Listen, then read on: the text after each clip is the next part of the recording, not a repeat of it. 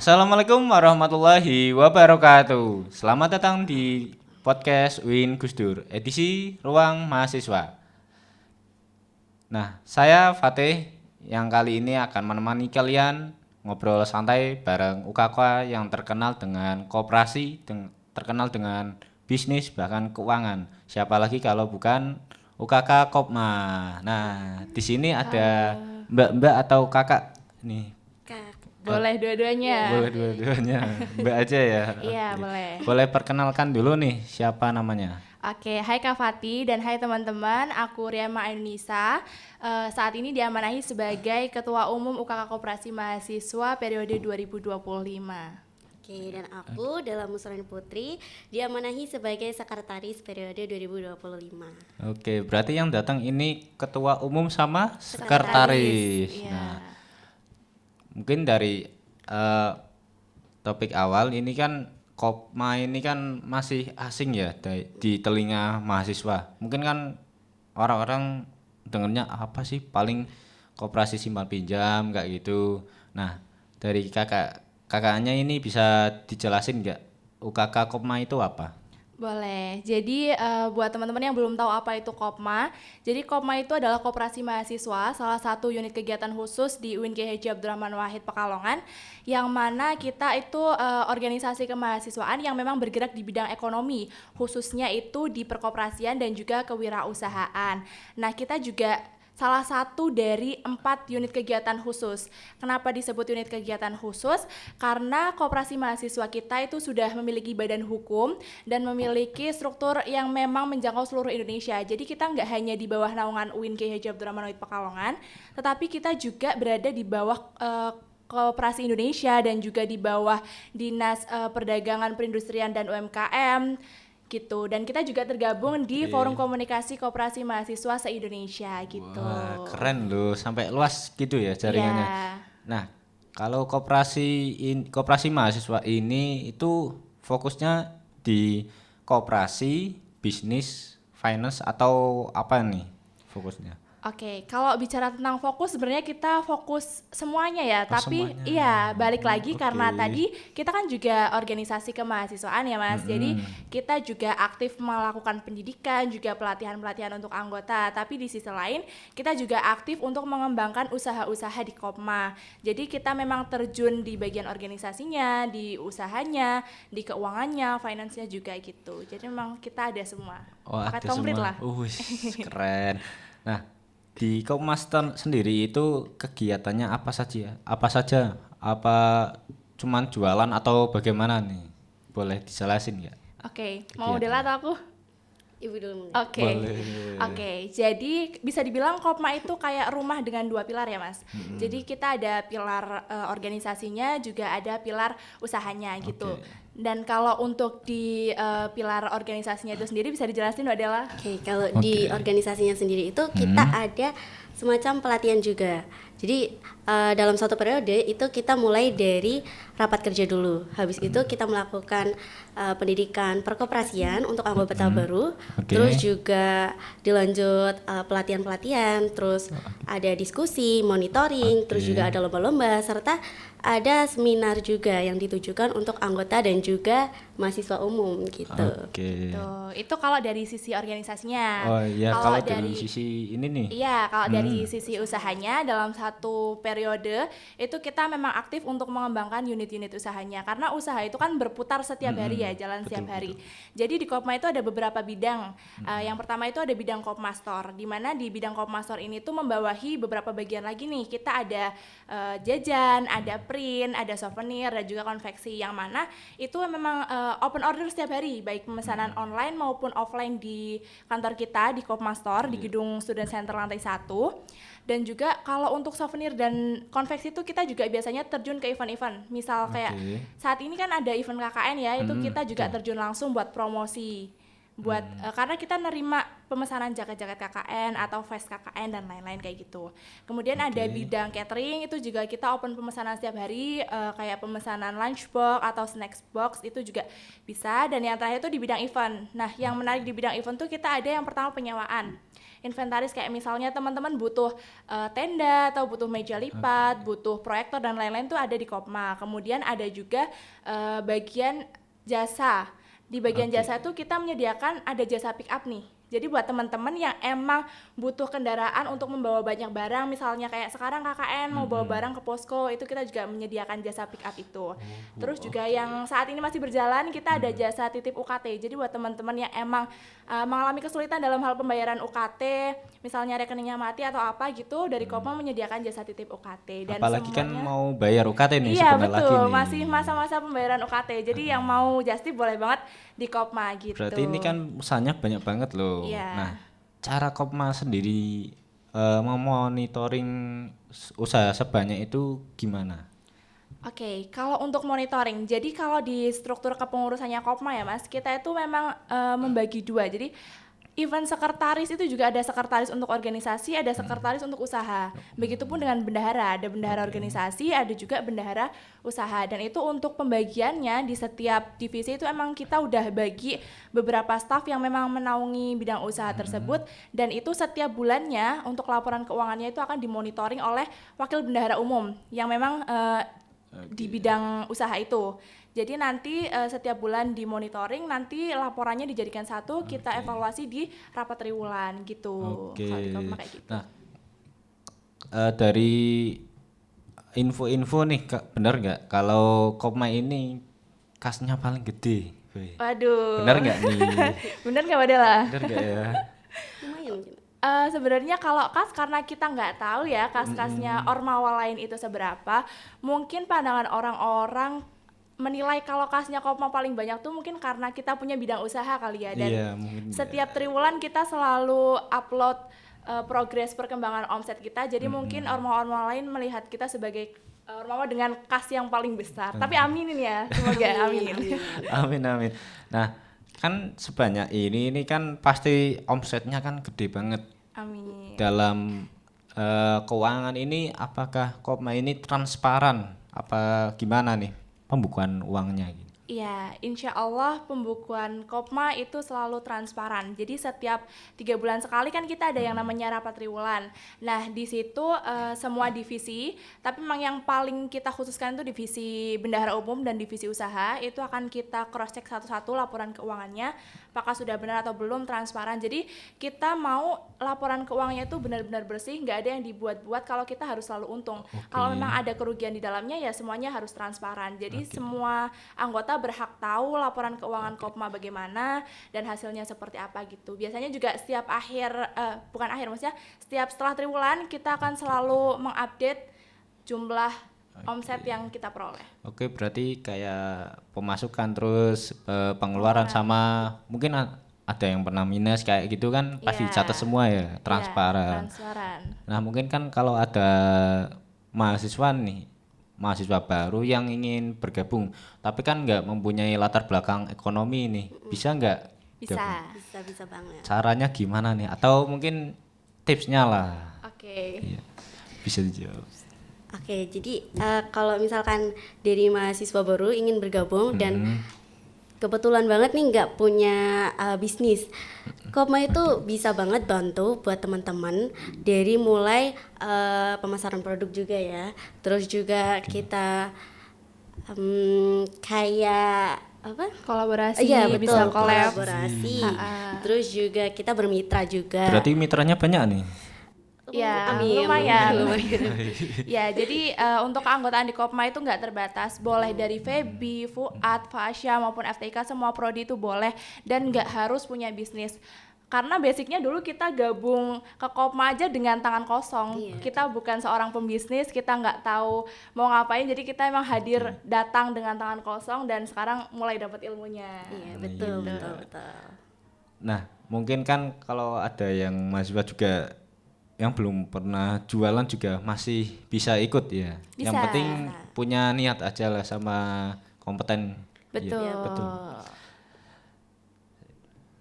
Nah, di era sekarang nih, mungkin kan koperasi di telinga orang-orang itu kan kayak apa sih, paling mungkin simpan pinjam doang kayak gitu.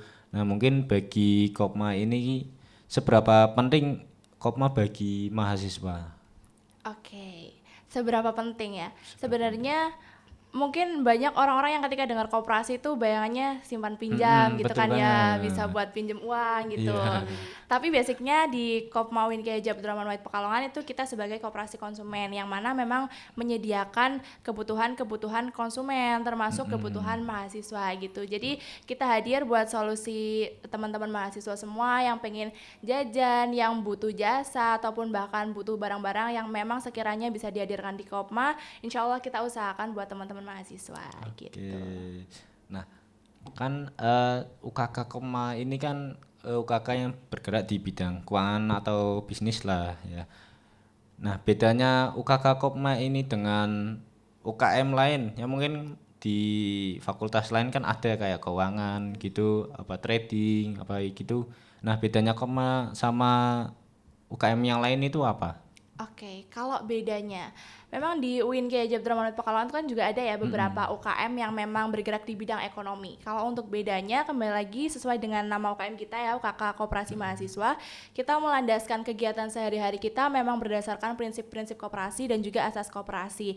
Kayak kita memang menjalankan kepengurusan sehari-hari itu juga berdasarkan asas kekeluargaan, pengelolaannya pun sesuai dengan prinsip-prinsip koperasi. Jadi itu yang paling membedakan dari teman-teman yang teman-teman UKM lain yang memang bergerak di satu bidang yang sama gitu. Oke. Nah, kalau Mbak Manya ini udah terjun di UKK Kopma ini berapa periode nih atau berapa tahun nih? Kalau dari Kita Mbaknya? dari tahun 2023 Tahun 2023. dari maba, iya. Oh. Nah, dari tahun 2023 sampai sekarang ini kan pasti ada pengalaman pribadi yang mungkin berkesan lah, karena kita apa namanya, kita gabung Kopma, akhirnya kita dapat pelajaran yang mungkin ini penting nih bagi mahasiswa. Tuh. Ada pengalaman pribadinya, bisa diceritakan? Oke. Kalau dari aku ya kayak Iya. sebenarnya aku kan basicnya anak suka bisnis nih. Terus aku Oke. masuk Kopma itu dengan tangan kosong kan ya. Aku nggak ada ide-ide apapun kayak, dan juga nggak tahu Kopma itu gimana nih. Setelah gabung di Kopma, ternyata aku dapat banyak ilmu yang mana aku juga bisa bangun bisnisku sendiri loh Kak. Oh, Iya keren gitu. banget loh. Berarti gabung itu kayak nambah relasi lah ya. Betul banget. Betul. Kalau dia emang expert di bisnis, jadi dia memanfaatkan Kopma dengan baik buat ngembangin bisnisnya Kalau sendiri. Mbaknya nih bisnisnya di apa? Jualan jajan. Oh, jualan. Sama aku juga pernah jualan produk kayak produk kecantikan, terus juga baju-baju kayak gitu. Dan aku pernah kolaborasi sama Kopma, jadi nitip jajan juga gitu. Iya, jadi bisa nambah Lumayan. pemasukan. Lumayan. Lumayan ini buat Iya. mahasiswa yang Iya, ingin buat menambah teman-teman yang punya pemasukan usaha ya. boleh banget ke Kopma, boleh collabs ataupun itu. Kalau dari aku sendiri, kalau ditarik mundur ya, sebenarnya aku tuh nggak ada ketertarikan buat gabung di Kopma. Itu tuh cuman waktu PBAK tuh aku lihat ada mbak-mbak jualan yang ternyata itu mahasiswa. Aku nggak expert kalau ternyata mahasiswa itu nggak expect ya kalau mahasiswa tuh ternyata boleh jualan di kampus gitu kan. Oh, iya. Tapi sebatas itu aja tertariknya. Terus habis itu biasa waktu maba tuh dengar-dengar rumor kayak maba tuh harus join minimal satu organisasi Oh, gitu iya, iya, kan. betul, Pasti betul. kayak gitu kan Iya, kalau iya. maba. Iya, betul. Nah, aku tuh ditarik temen, ayo join itu aja. Yang mana aku tuh nggak tahu kalau itu tuh namanya Kopma. Jadi aku ya udahlah iseng aja gitu kan, masuk aja barangkali ini kan cocok gitu. Nah pas kita udah daftar berdua, tiba-tiba temanku tuh ngilang, nggak tahu kemana. Iya maksudnya pas udah masuk kayak pengenalan anggota baru kan biasanya ada betul. tuh pertemuan-pertemuan. Tuh temanku tuh nggak datang, udah habis itu udah nggak ada kabar apa-apa lagi kan, udah nggak kontekan. Jadi kayak, aduh aku harus gimana ya? Tapi di sisi lain kayak ada ketertarikan sendiri gitu. Nah akhirnya aku memantapkan diri buat lanjut sampai sekarang. Dan memang alhamdulillahnya aku nemu keluarga baru yang benar-benar suportif banget. Berawal dari iseng ya, Iya. iseng sampai sekarang loh. Sampai Dan sekarang. sampai sekarang menjabat sebagai ketua umum. Wah, keren banget loh, ini pelajaran yang bisa dapatkan di UKK Iya. Kopma ini, keren keren Iseng-iseng keren. aja. Nah, kalau pembagian keuntungan di Kopma tersendiri itu bagaimana? Kan banyak nih usahanya. Itu Oke. bagaimana? Mungkin dari perolehan modalnya dulu kali Iya, ya. Boleh betul, dijelasin Mbak Dela dulu baru nanti aku sambung. Boleh, boleh. Boleh. Jadi kita itu ada 2 sumber Kak. Buat untuk ngembangin usahanya kita itu kita ada 2 sumber, yang mana satu itu ada simpanan pokok dan juga ada simpanan wajib. Nah, simpanan pokok itu dibayarkan ketika kita jadi anggota baru nih 1 kali. Terus kalau simpanan wajib itu setiap bulannya dibayarkan oleh anggota sebesar 10.000. Seperti itu. Per bulan itu? Per Oh, bulan. per bulan, oke. Per bulan. Jadi dari 2 simpanan itu kita gabungin jadi modal. Jadi sebenarnya bukan kita minta uangnya anggota ya, tapi memang simpanan itu biar nggak diem aja. Biasanya kan kas diem aja terus Iya, nanti iya, iya, digunain buat keperluan organisasi gitu kan. Tapi kita memilih untuk memutar dana itu kita jadikan modal untuk usaha, yang mana kan setiap usaha pasti targetnya itu memperoleh laba. Nah dari laba itu di setiap tahun kalau UKM lain mungkin namanya kan ada sidang paripurna gitu atau betul, mubes gitu betul. kan. Kalau di koperasi itu sendiri di kita namanya rapat anggota tahunan. Di setiap akhir periode itu kita ada rapat anggota tahunan di mana di dalamnya itu ada pembagian SHU atau sisa hasil usaha.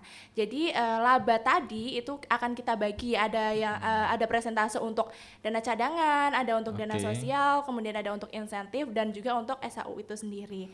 Nah, untuk insentif dan SHU itu akan dibagikan ke anggota berdasarkan jumlah simpanan yang mereka kasih ke kita gitu. Jadi setiap tahunnya itu anggota kita selalu dapat keuntungan dari usaha yang kita jalankan. Berarti kayak per orang itu labanya itu rata. Beda-beda. Oh, beda-beda. Kan Oke. soalnya kadang ada yang emang setiap bulan tuh lancar, setor terus betul. kan, maksudnya ngasih simpanan terus. Tapi kan ada juga yang kayak misalnya Januari bayar, Februari enggak, Maretnya bayar lagi gitu. Jadi dihitung sesuai porsinya mereka gitu. Jadi setiap tahunnya dapat keuntungan, tapi enggak hanya itu. Jadi jumlah simpanan yang mereka simpan di kita itu akan Kopma kembalikan utuh 100% ketika kita lulus. Ketika status kita sudah bukan mahasiswa, otomatis kita bukan lagi anggota koperasi mahasiswa. Nah, itu akan dikembalikan lagi. utuh. Iya, misalnya kan saya udah gabung 2 tahun nih. Dan saya aktif membayar simpanan wajib, otomatis kan sudah 24 bulan. Jadi 240.000 itu akan kembali ke saya ketika saya lulus, tapi poin plusnya saya dapat keuntungan di setiap tahunnya. Jadi 240.000 plus keuntungan-keuntungan lain gitu. Transparan banget ya Iya, ini. semuanya dibagi rata. Kalau di Koma ini kan banyak usaha terus kayak banyak pembukuan gitu. Nah, tantangannya itu apa di Kopma itu? Kalau tantangan tuh sebenarnya lebih ke mengembangkan bisnis itu sih Kak, biar kita nggak Biar stuck. stuck betul, Ah, betul. karena kan setiap tahun kita selalu ditarget nih, kayak tahun ini omsetnya harus segini, tahun ini segini gitu. Jadi kita berusaha semaksimal mungkin biar usaha ini tuh tetap jalan, tetap muter dan tetap menghasilkan laba yang pada akhirnya kembali ke tujuan kita. Karena tujuan utama koperasi adalah mensejahterakan anggota, dari anggota oleh anggota untuk anggota. Jadi kita punya pressure untuk benar-benar ngembangin usaha kita biar nggak mati gitu. Oke, nah kalau di pas usaha nih, mungkin kan buka usaha apa, terus pernah nggak mengalami yang namanya dead stock? Kayak ini nih, kayak modal ini kok nggak berputar gitu, stok di situ itu aja gitu. Oke, alhamdulillahnya ya kalau kita lihat laporan keuangannya, analisisnya, semua modal alhamdulillah berputar dan menghasilkan keuntungan. Jadi nggak ada yang stuck. Oh, Alhamdulillahnya. berarti puterin terus Iya, lah. diputerin Gimana terus. caranya gitu. Iya, biar nggak minus, kan bahaya juga kalau Iya minus. sih, kalau minus siapa yang nanggung? Aduh iya. Nggak ada yang mau minus kan? Iya, kalau plus kan semuanya tersenyum. Iya. Nah, dari pelajaran dari mbak-mbaknya ini ilmu-ilmu yang bermanfaat lah. Mungkin ada mahasiswa baru yang ingin bergabung nih. Cara bergabungnya bagaimana? Atau lewat daftarnya gimana? Oke, buat teman-teman yang mau join di UKK Koperasi Mahasiswa, di bulan Agustus nanti kita akan buka penerimaan anggota baru. Itu bisa langsung cek ke Instagramnya Kopma, itu kopma.uingusdur. Jadi teman-teman bisa pantengin info penerimaan anggota baru di situ. Oke, berarti lewat Instagram bisa nih? Iya, lewat Instagram bisa. Nanti ada link barcode untuk pendaftarannya. Oke. Gitu. Nah. Atau datang langsung juga bisa ke kantor. boleh. Iya, bisa. Kantornya di mana ini? Kantornya di Gedung Student Center lantai 1. Oke. Nah, sebelum closing nih, aku pengen challenge kakaknya buatin pantun. Aduh, pantun. Ini yang jago Mbak Dela ini sebenarnya. Oke, kita coba aja kali Boleh, ya. boleh. Boleh, buat closingan aja nih. Oke. Satu perahu kayu bertiga. Cakep. Kayu perahu di Pulau Sumbawa. Cakep. Koperasi bukan hanya berniaga, tetapi ruang tumbuh untuk mahasiswa. Cakep. Wih, kakaknya udah ngasih pantun, aku juga mau ngasih pantun dong. Boleh. Minum kopi di pinggir pantai. Cakep. Ngobrol asik, bikin lupa waktu. Cakep. Podcast hari ini kita akhiri santai. Sampai jumpa di episode baru. Hore. Jangan lupa like, comment, and subscribe channel Win Gusdur Channel. Terima kasih, saya Fatih pamit undur diri. Wassalamualaikum warahmatullahi wabarakatuh. Waalaikumsalam.